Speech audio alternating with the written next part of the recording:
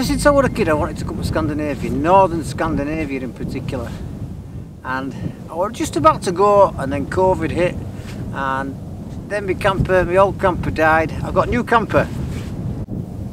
Just to let you know, more about that later. So anyway, COVID's gone, I got my new camper, I've had a lot of things going off, and I'm finally back on the road, and I've got to Scandinavia. It's where I've always wanted to come. I'm in between a place called Kiruna and Abisko in the northern part of Sweden, and the plan is to stop around here for a few days and then maybe go north. I don't know. Finland might be a bit too far, I'm not sure, but certainly to Norway. Anyway, I got some shots yesterday. They were okay. The snow was being blown, you can see from the intro. It made it look like mist. But this morning we've come out, and again we've got these patches where the snow's, for some reason, it's just left patterns in the ice, and I've been trying to utilise that to get a little bit of depth into my image. Right guys, I just come from the road up there, waded through literally waist high snow. I'm not exaggerating, it's not far, but it's going to be a struggle to get back. I'm just waiting for some light. I had taken a few shots when I first got down here. There was a bit of light on the mountains in the background, and there's plenty to play with as regards trying to compose a photograph. There's plenty of rocks strewn around and these ice formations like I've just shown you. The only thing is, the difficulty is the mountain's quite a long way off in the distance, so I can't go wide because it just disappears. So what I'm having to do is put the long lens on, find the composition, and then walk back 30-40 yards. And it just compresses the image, so at least the mountain's not totally disappearing into the distance, if you like. But if the light comes back, I shall take a few more shots and show you in a minute. Snowplow going past.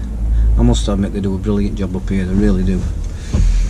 Anyway, I think I've exhausted my photographic opportunities around northern Sweden. When I came, I thought I were geared up, and my crampons, all my clothes, decent gloves, everything that I thought I needed.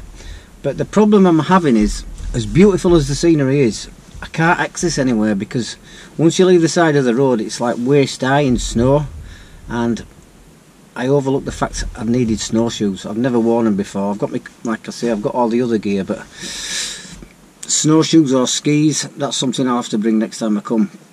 So the plan is to go north. The forecast is better further north, so I'm probably going to go into Norway and see what I can find around there. Yeah, that's what I'm going to do. Oh, off we go.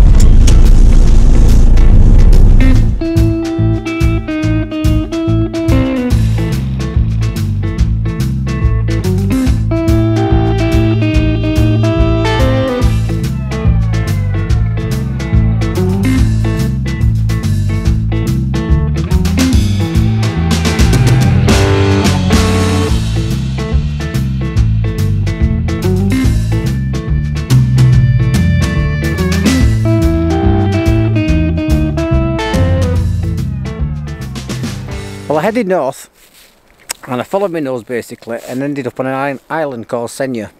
I think it's the second largest island off Norway, and I've just witnessed some of the best light I've ever had the pleasure of photographing since I took up this game. There's some peaks on the right of me. Apparently I found out that they're called the Devil's Teeth, and they're really photogenic anyway, but as the sun was setting the peaks started to turn yellow, then deep golden, and then a couple of other photographers that were here, they went, and then the peaks went blood red. It was absolutely phenomenal. I'm sorry I didn't video it because I was far too excited taking photographs. Basically the peaks are always going to be on the right hand side, that's where they are, and I try to do a few different things with them. We've had no wind, so I could use some reflections in this rock pool. There was some snow if I dropped further back, and I could use that. There's like a bit of negative space in the photograph. I'll show all the photographs at the end of the video. But what a night, what a day should I say. And there's still a little bit of colour in the sky now. I don't know whether you can just pick that up, but yeah, very, very happy. Very, very happy today. And apparently there's a light show tonight, so if I see the northern lights on top of all that, that'd be just fabulous.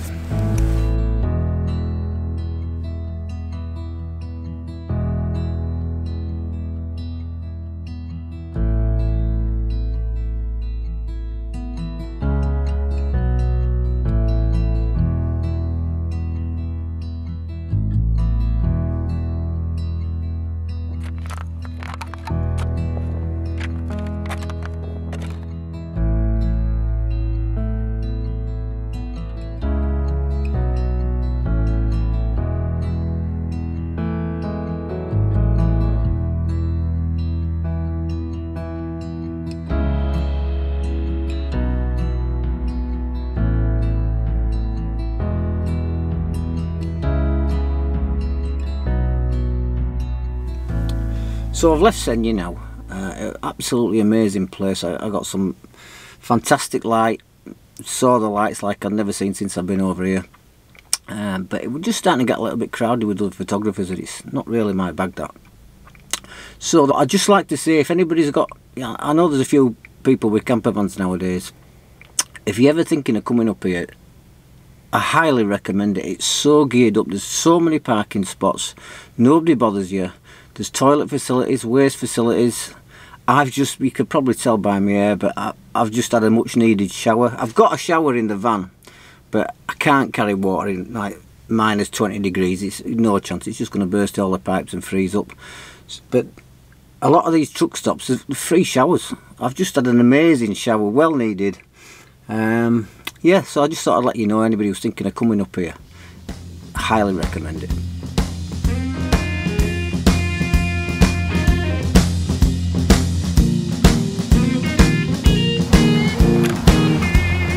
It's not all northern lights and golden sunsets, you know.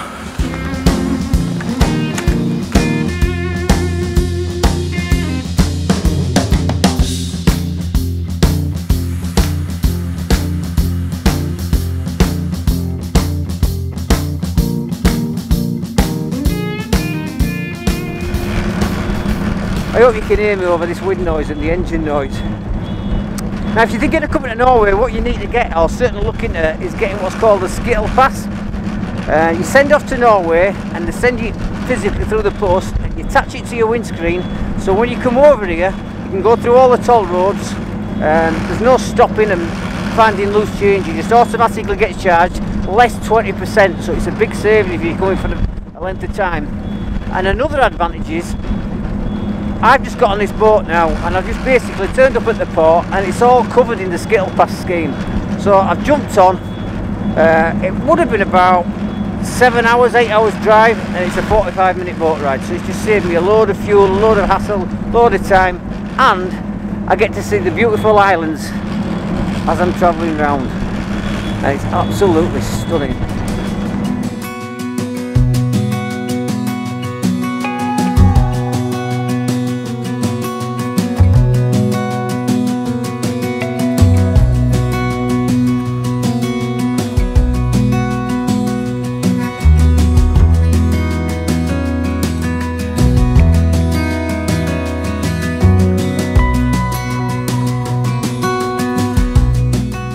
Got some ice in that, sir.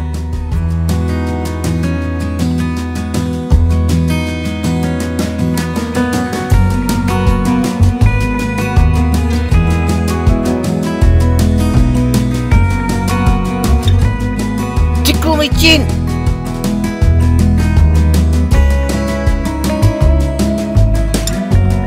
Again. Again.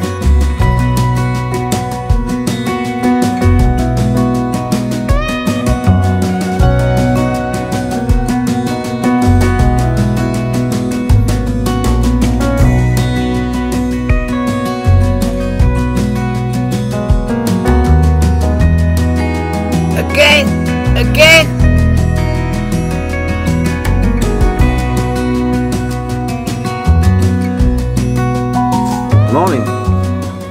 Now then, I've had a bit of a change today. I've come inland about 60-70 miles, get away from the coast. It was beautiful out there, plenty to go at, but I just wanted a change.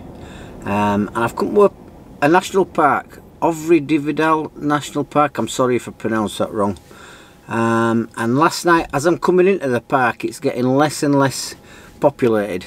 Well, there's nothing actually, there's no houses. There's a house here that's been derelict for years, I'll show you in a minute. But I had to pull in.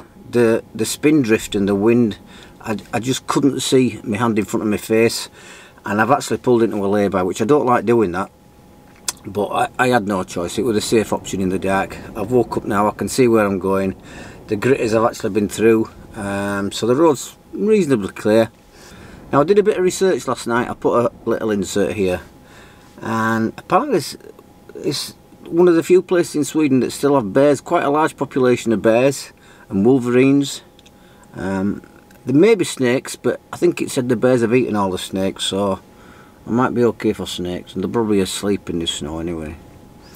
So yeah, I'm quite excited. It's going to be totally different. I don't know what I'm going to get. I haven't researched any photographs. There's a house, a derelict house over here, like I said, and I'm going to photograph that with this spindrift coming through. And I did see a mountain peeping its head over there, and the light's just coming this morning.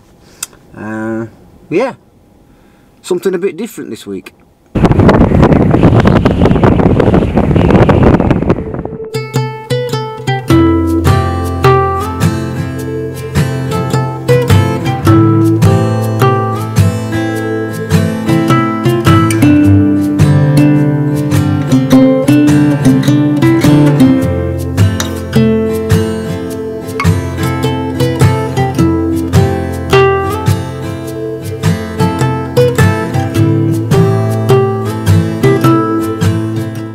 Who lives in a house like this?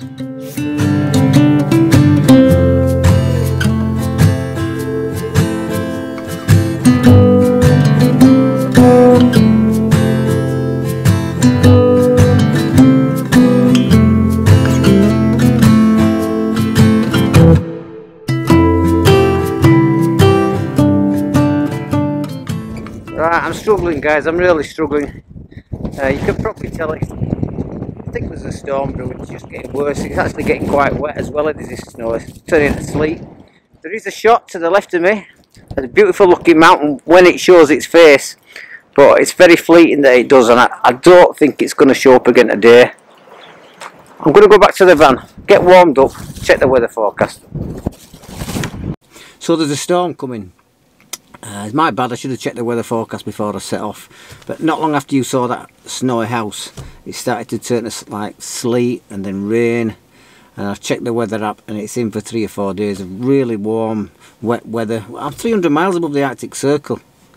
Anyway, it is what it is. So I think I'll call it for a video. It gives me some time to relearn how to edit in the computer and put the video together. I'm way out of practice. So well done if you got this far, and I'll leave you with the photographs that I got on my travel so far. Thanks very much for watching.